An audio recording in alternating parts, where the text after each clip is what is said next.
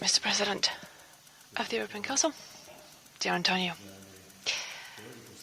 dear colleagues, representatives of media, please allow me in the beginning to express my sincerest condolences on the occasion of the tragedy that occurred in Lisbon.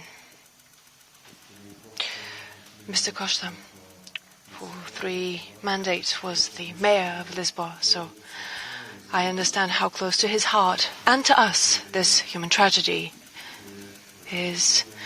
It is unbearable, and I would like to most sincerely and heartfeltly express my condolences on behalf of the entire Bulgarian people. Everyone who has visited Lisbon knows the symbol that is of this city, and it makes the topic even more sensitive to us. To me, it is a great pleasure to welcome you in Sofia this evening. Your dynamic agenda and the visit in all member states is very important in the preparation of the upcoming European Council and the new political season. Just a few days ago, the President of the European Commission, Madame von der Leyen, was here.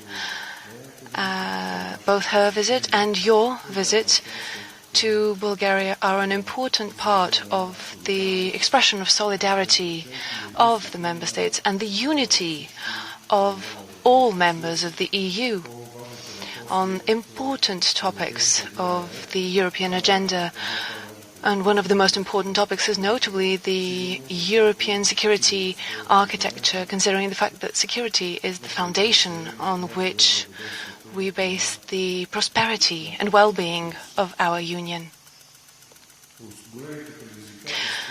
The major challenges related mostly and predominantly with the geopolitical conflicts, and of course the most sensitive topic to us is the war in Ukraine, have shown that for the EU member states, and especially for us, it is very important to stand up for the strengthening of security and defense in the Union, because only efficient and effective defense is the way to have deterrence against the observations and the developments that we have seen in recent years. This is why the strengthening of defense and deterrence capabilities and the strategic documents that we have had this year, the strategy for the use and the strategy for the internal security, the White Book, and a very important strategy, the strategy for the Black Sea, initiated jointly by Bulgaria and Romania,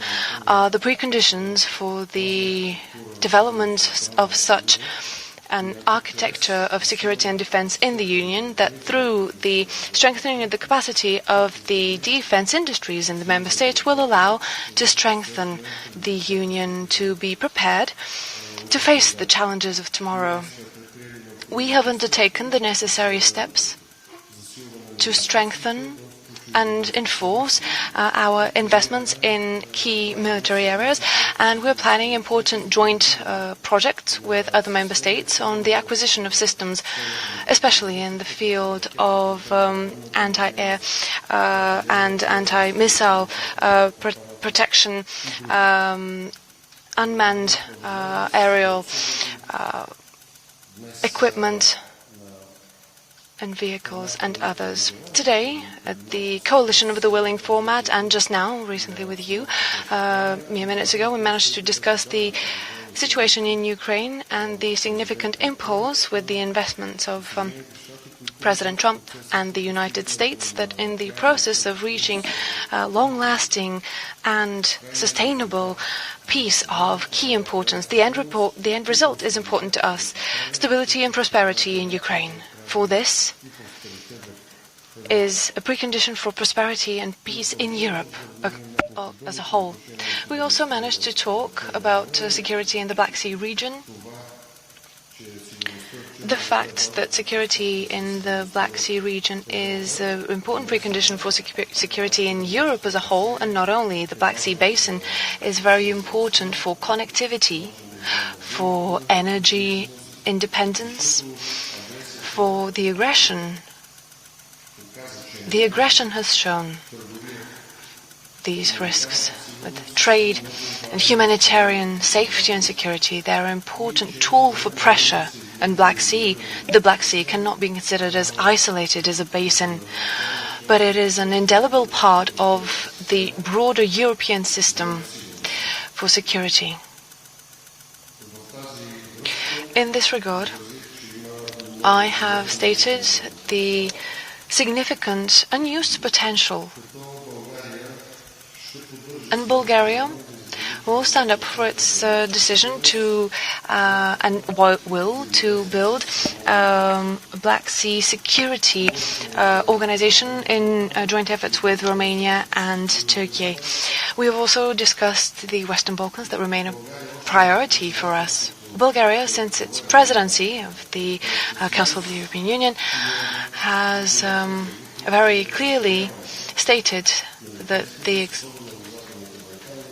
enlargement of the EU, especially in the Western Balkans, is a main priority of ours, for this provides not only greater security but also greater prosperity for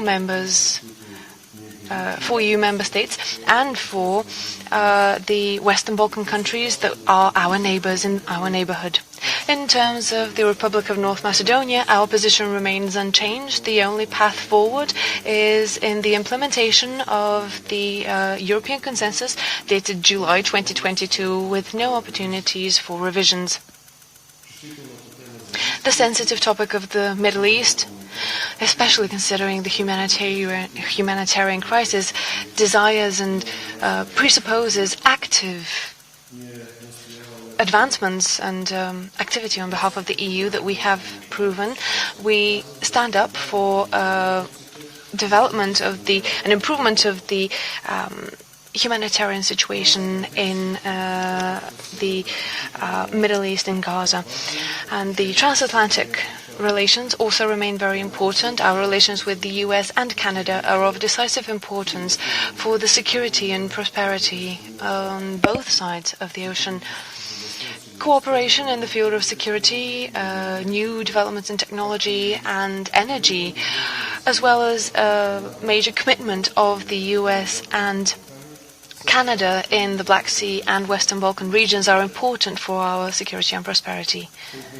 In terms of the new political season in Europe, especially in the topics of importance to us in the field of economy, in competitiveness, we stand up for the belief that we need to minimize in an urgent manner red tape for businesses, the administrative burden for businesses, and to also provide diversified sources of energy at accessible prices, and to provide a balanced approach for climate policies, taking into consideration national specifics. In terms of the Bulgarian multi-annual financial framework, we once again, I will use the term balanced. We insist on a balanced approach to adequately finance the new priorities, such as defense and security, but at the same time, preserve the current funds for cohesion and for the common agricultural policy. We have always had the belief that the European Union is strong when it is united.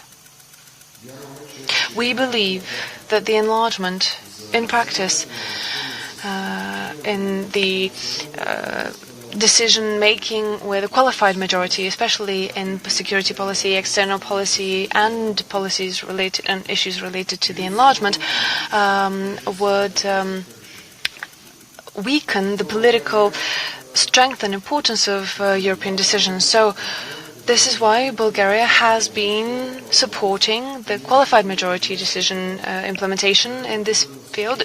Rather, we believe that we need to have the broader implementation of other mechanisms to find a compromise. The only way is through consensus, to preserve trust in the efficiency and effectiveness of solutions and decisions. Thank you.